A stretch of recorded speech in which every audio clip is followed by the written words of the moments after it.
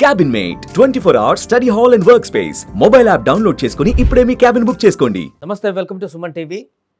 పాక్ భారత్ మధ్య కాల్పుల విరమణ తర్వాత ఈరోజు హాట్లైన్ వద్ద ఇరు దేశాలకు సంబంధించినటువంటి సైనిక అధికారులు, ఆర్మీ అధికారులు చర్చ జరపబోతున్నారు.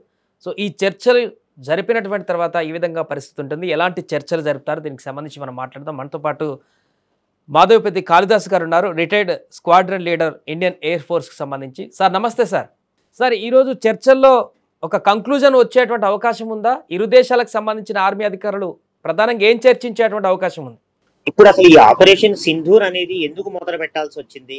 పెహల్గామ్ లో జరిగినటువంటి ఉగ్రదాడి ఎట్టి పరిస్థితుల్లో ఉపేక్షించబోనని దేశ నాయకత్వం స్పష్టంగా ప్రకటించి దానికి చాలా తీవ్రమైనటువంటి ప్రతిచర్య ఉంటుందని వార్నింగ్ ఇచ్చి మిలిటరీ అండ్ విదేశాంగ ప్రతినిధులతో సుదీర్ఘమైన చర్చలు వారం రోజులు జరిపిన తర్వాత మనము మన సైనిక పాఠంలో ఇంటెలిజెన్స్ తో పాకిస్తాన్ లో ఐడెంటిఫై చేసినటువంటి ఉగ్రవాద శిబిరాలు ఏవైతే ఉన్నాయో, ముఖ్యంగా Jaishe Mohammed headquarters Bahawalpur Rajasthan border నుంచి ఒక 100 కిలోమీటర్లు, అలాగే లాహోర్ శివార్లలో ఉన్నటువంటి లష్కరే తోయిబా హెడ్ క్వార్టర్స్ మన బార్డర్ కి ఒక 30-40 కిలోమీటర్లు. ఈ ప్రాంతాలలో కరెక్ట్ గా 9 ఉగ్రవాద శిబిరాలను ఐడెంటిఫై చేసి అక్కడ ఉగ్రవాద ముష్కరులు ఉన్నారని తెలిసి వాటిని చావు దెబ్బ కొట్టాం మనము. తద్వారా ఒక సందేశం ఇచ్చాం పాకిస్తాన్ కి. ఎలా అయితే దేశ నాయకత్వం భావించిందో, కేవలం దేశ నాయకత్వమే కాదండి, 130 కోట్ల మంది భారతీయుల రక్తం మరిగిపోయింది పెహల్గాం ఘటనతో. దానికి సరైనటువంటి జవాబు ఇచ్చాము. ఇది ఇంతటితో ఆగదు, ఈ ఉగ్రవాదాన్ని సమూలంగా నాశనం చేసేదాకా మేము ఊరుకోమని చాలా తీవ్రమైన దెబ్బ కొట్టారు. మరి వాళ్ళు ఎవరిని దెబ్బ కొట్టాలి అంటే, వాళ్ళు వెనక దెబ్బ కొట్టాలి అంటే ఇక్కడ తీవ్రవాద స్థావరాలు కానీ ఇక్కడ తీవ్రవాద మూకలు ఎవరికీ లేవు. రెండిటి మీదే దెబ్బ కొట్టాలి వాళ్ళు. ఒకటి మన మిలిటరీ టార్గెట్స్ మీద కొట్టాలి, రెండు అమాయకమైనటువంటి పౌరుల ఇళ్ల మీద కొట్టాలి చండాలంగా. సో వాళ్ళు రెండూ చేశారు. డ్రోన్స్ సహాయంతో టర్కీ అండ్ చైనా ఇచ్చినటువంటి ఒక చిన్న బొమ్మలాట లాంటి డ్రోన్స్ తో ప్రయత్నించారు. కానీ మన దుర్భేద్యమైనటువంటి ఎయిర్ డిఫెన్స్ సిస్టమ్ అంటే ఏముంటుందంటే, రాడార్స్ ఉంటాయి, రాడార్స్ వెనకాల మిజైల్స్ ఉంటాయి. అంటే మన భూభాగంలోంచి ఆకాశ మార్గం ద్వారా దూసుకొచ్చినటువంటి డ్రోన్స్ కానీ, యుద్ధ విమానాలు కానీ, మిజైల్స్ కానీ మనం ఆకాశంలోనే లేపేశాం. దాదాపుగా 99.99% వాళ్ళు అటాక్ చేసినవి ఏవి సఫలీకృతం కాలేదు.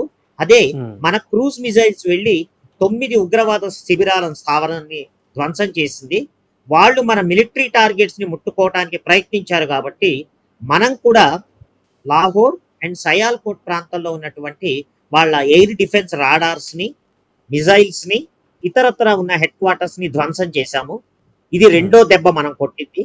దానికి తట్టుకోలేక మళ్ళా 600-700 డ్రోన్స్ తో 15 స్థావరాల పైన, అంటే కాశ్మీర్ నుంచి మొదలుకొని గుజరాత్, రాజస్థాన్ వరకు జనవాసాల పైన మళ్ళా దెబ్బ కొట్టారు.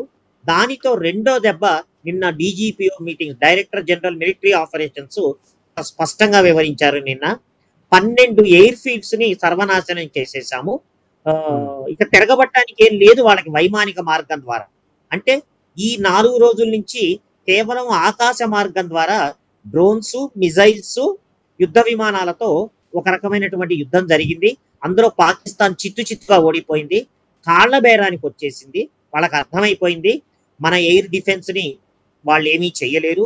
కానీ మనం చాలా తీవ్రంగా కొట్టాము. అఫీషియల్ గా చెప్పకపోయినా మన బ్రహ్మాస్త్రమైనటువంటి బ్రహ్మోస్ చాలా తీవ్రమైన నష్టాన్ని కలిగించిందని చెప్పి మనకి పూర్తి వార్తా మాధ్యమాల్లో వస్తోంది. అఫీషియల్ గా పాకిస్తాన్ లో మాత్రం అక్కడ ప్రధాని గానీ, ఆర్మీ అధికారులు గానీ మేమే గెలిచాం, మేమే సాధించామంటూ కూడా ప్రగల్భాలు పలుకుతున్నారు. ఇవి ఎట్లా చూడొచ్చు సార్? వాళ్ళు చాలా నీచమైన జాతి అండి అది. ఆ దేశము అది పెద్ద రోగ్ కంట్రీ. నోటికొచ్చిన అబద్ధాలు ఆడుతూనే ఉంటారు. ఎందుకంటే అలా చెప్పకపోతే మన సంగతి దేవుడెరుగు. అక్కడ ప్రజలు తిరగబడి రాళ్లతో కొట్టి చంపేస్తారు వాళ్ళని. వాడు చచ్చిపోతున్నా సరే కూడా నేను గెలిచానని చెప్తాడు. సో అంత నీచమైన జాతి అది. దాని గురించి మీడియాలో వాళ్ళు మాట్లాడే పిచ్చి మాటలు ఎవరైతే మనం ఇన్నేళ్ల నుంచి, నేను సర్వీస్ లో ఉన్నన్నాళ్ళు లేదా గత 20 ఏళ్ల నుంచి కొన్ని 100 ఇంటర్వ్యూస్ ఇచ్చాను, ప్రతిసారి వాళ్ళు ఇలాగే మాట్లాడతారు. మేము తప్పు చేశాము, ఇప్పటిదాకా తీసుకొచ్చాము, చాలా నీచమైనటువంటి ఉగ్రవాద పంధాన్ని మేము అనుసరించాము అని వాళ్ళు ఎప్పటికీ ఒప్పుకోరు. వాళ్ళ డిఫెండింగే చేసుకుంటారు, లేకపోతే ప్రజలు వాళ్ళని కొట్టి చంపేస్తారు అలా చెప్పకపోతే. ఎందుకంటే వాళ్ళకి అంత తీవ్ర మతోన్మాద దేశం. ఒక చిన్న ఉదాహరణ ఇస్తాను. ఆఫ్టర్ ఆల్ ఒక క్రికెట్ మ్యాచ్ లో ఓడిపోతేనే మేము భారత్ చేతిలో ఓడిపోలేదు, మేము హిందువుల చేతిలో ఓడిపోయామని ఈ రోడ్ల మీదకి వచ్చి టీవీలు పగలగొట్టేటువంటి నీచమైన జాతి. అలాంటి యుద్ధంలో చావు దెబ్బ తిన్నామని ఒప్పుకుంటే వాళ్ళని అక్కడికక్కడే కాల్చి బూడిద చేసేస్తారు. సో అక్కడ పిచ్చి మాగుడును వాళ్ళని చెవిలో పూలు పెట్టడానికో వాళ్ళని సంతోషపరచడానికో పిచ్చి డైలాగులు కొట్టకపోతే వాళ్ళు చచ్చిపోతారు. భారతదేశంతో పెట్టుకుంటే ఇంకా ఘోరంగా చచ్చిపోతారు. వాళ్ళ పరిస్థితి ఎలా ఉందంటే ముందు నుయ్యి వెనుక గుయ్యలాగా ఉంది. అడకత్తెరలో పోక చెక్కలాగా ఇరుక్కుపోయారు. మన మిలిటరీ దెబ్బకి, ఎయిర్ ఫోర్స్ దెబ్బకి, ఆర్మీ దెబ్బకి కుదేలైపోయారు. ఇలా గనక 3-4 రోజులు కొనసాగితే సర్వనాశనం అయిపోతారు. కాళ్ల బేరానికి వచ్చారు. డైరెక్ట్ గా అయితే పరువు పోతుందని అమెరికా కాళ్ళు పట్టుకొని బతిమాలి బామ్మాలి అమెరికా ప్రెసిడెంట్ ద్వారా ఒక ట్వీట్ ని పెట్టారు.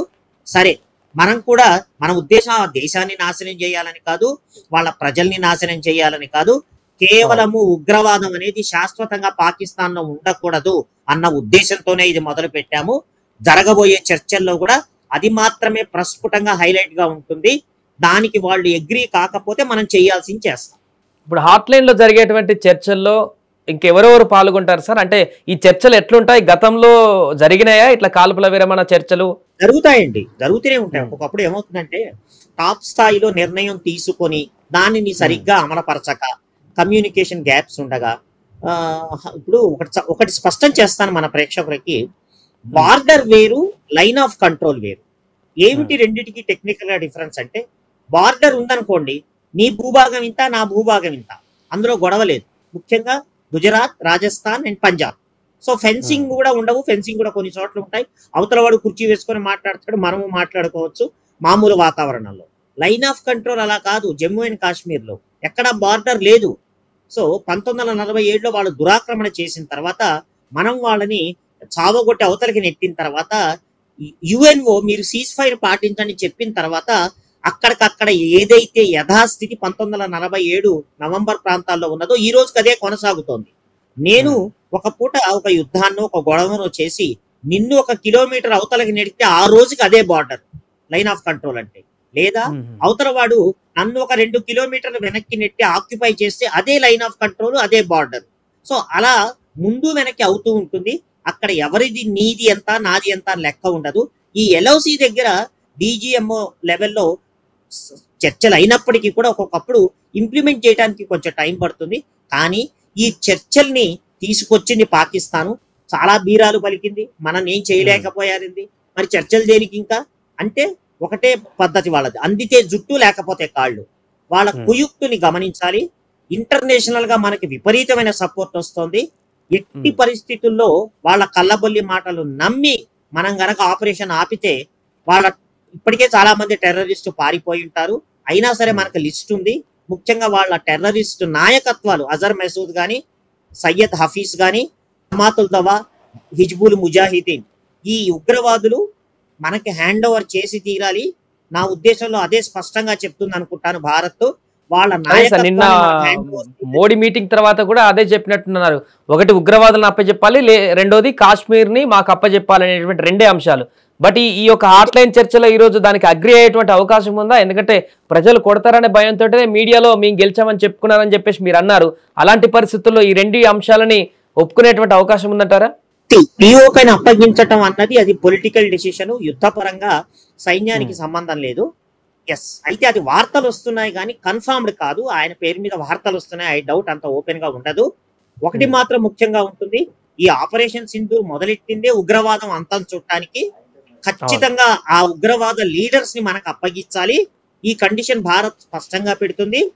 ప్లస్ పాకిస్తాన్ లో ఏ ఉగ్రవాద శిబిరాలలో ఇంకా కలుగుల్లో ఎలుకల్లాగా నక్కి ఉన్నారో వాళ్ళందరినీ ఒప్పగించాలి. అంతర్జాతీయ వేదిక మీద మేము ఉగ్రవాదాన్ని అనుసరిస్తున్నామని వాళ్ళు ఒప్పుకోవాలి. అంటే నేను ఉదాహరణకి నేను చర్చలో ఉంటే చెప్పేది అన్నట్టు అనమాట. మేము ఇన్నాళ్ళు భారత్ ని ఇలా ఇబ్బంది పెట్టాము, భవిష్యత్తులో ఇటువంటిది మేము చెయ్యమని అంతర్జాతీయ మాధ్యమంలో అందరి ముందు ఒప్పుకొని ఆ ఉగ్రవాదుల్ని, ఉగ్రవాద నాయకుల్ని ఒప్పగించాలి. అలాగే ఇండస్ట్రీని భారతదేశం మనం జస్ట్ మేము అవసరమైతే బిగించేస్తాము అన్న దానికే పిచ్చి పిచ్చి ప్రేరేపణలు పేరారు. ఒక్క ఇటుముక్క వేసినా నాశనం చేస్తాము, బిలావల్ బుట్టో లాంటి మూర్ఖులు బచ్చగాళ్ళు వీళ్ళందరూ నోటికి వచ్చినట్టు వాగారు. అవన్నీ పక్కన పెడదాం. Political dialogues. యుద్ధ పరంగా ఎస్, ఎక్కడైనా బ్రేక్ కావాలి అంటే ఉగ్రవాదమే. మనం చాలా దెబ్బ కొట్టింది కూడా చాలా జాగ్రత్తగా చూడండి. మన మిలిటరీ టార్గెట్స్ మీద కొట్టలేదు, ప్రజల మీద కొట్టలేదు. ఆ దుర్మార్గులు, ఆ నీచులు డ్రోన్స్ సహాయంతో విచ్చలవిడిగా దెబ్బ కొట్టారు.